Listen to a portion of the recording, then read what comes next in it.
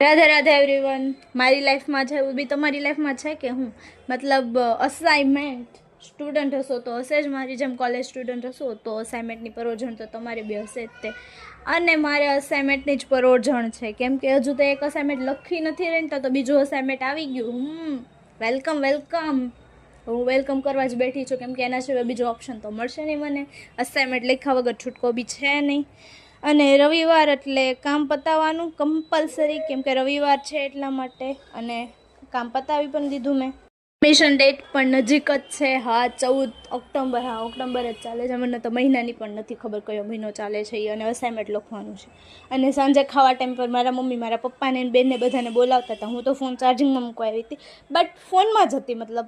એટલે હવે મારા મમ્મીએ બોલાવવાનું જ બંધ કરી દીધું. મારા મમ્મી તો વહેલા સૂઈ જ ગયા હતા. અને પછી હું પણ સૂઈ ગઈ હતી રાતના 12 વાગે, કેમ કે મારી બેન સાથે જાગતી હતી. રાધે રાધે.